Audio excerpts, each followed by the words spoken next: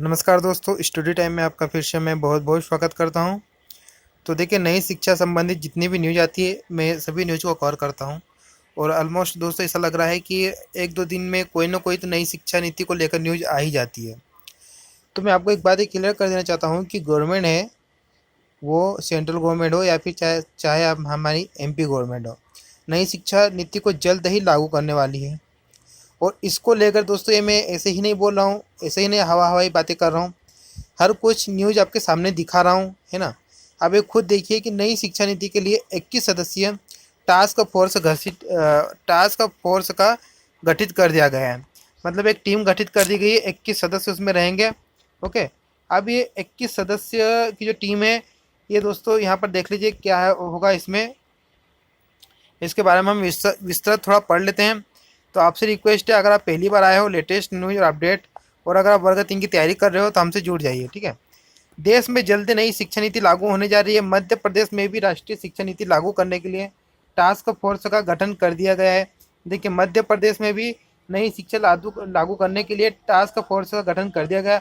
ये जो 21 सदस्यीय टीम है दोस्तों, ये पूरी तरह से एनालिसिस करेगी हर पॉइंट का कि किस तरह से लागू किया जाए, कौन कौन से पॉइंट पहले लागू किए जा सकते हैं, कितने जल्दी लागू किए जा सकते हैं। इन सभी चीज़ों पर विचार विमर्श होगा, है ना। मानव संसाधन विकास मंत्रालय द्वारा तैयार की गई नई शिक्षा नीति के सफल क्रियान्वयन के लिए 21 सदस्यीय टास्क फोर्स गठित की गई है। इसमें उच्च शिक्षा मंत्री मोहन यादव को अध्यक्ष और उच्च शिक्षा विभाग के प्रमुख सचिव को सचिव बनाया गया है। इसके अलावा फीस विनियामक आयोग के अध्यक्ष डॉक्टर आर.सी. कन्हेरे, जबलपुर के पूर्व कुलपति ADN Vajpayee, state law college के डॉक्टर विश्वास चौहान सहित 21 सदस्यों को टास्क फोर्स के लिए नामित किया गया है। तो ये टास्क फोर्स का गठन कर दिया गया है। अब देखना दिलचस्प रहेगा दोस्तों कि इसके कौन कौन से प्रावधान ये जल्दी लागू करने वाले हैं, ठीक है। तो देखिए, अगर ये लागू करेंगे तो सबसे बड़ी प्रॉब्लम तो इनको टीचर्स की कमी है, वो पूरी करना पड़ेगी। ये पूरा मैं आपको बता चुका हूँ पिछले वीडियोस में, लोकसभा में भी इस पर विचार विमर्श हो चुका है कि अगर आपको नई शिक्षा नीति लागू करोगे तो आपको शिक्षकों की जरूरत पड़ेगी, और मध्य प्रदेश में 51,000 शिक्षकों की आपको इनको भर्ती करना ही पड़ेगी। तो अभी कहाँ तक सफल हो सकता है वो तो अब आने वाले समय में ही पता चलेगा।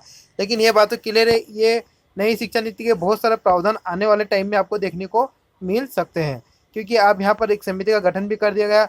अब ये समिति स्पेशल यही काम करेगी, नई शिक्षा नीति के संबंधित ही जितनी भी बैठक होगी समिति की, वो नई शिक्षा नीति के संबंध में ही होगी, और नई शिक्षा नीति को लागू करने के संबंध के प्रावधानों को ही लागू किया जाएगा। इसके बारे में ही विचार विमर्श किया जाएगा। तो चलिए मिलते हैं नेक्स्ट वीडियो में। अगर आप पहली बार आए हो तो चैनल को जरूर सब्सक्राइब कर ले दोस्तों। धन्यवाद।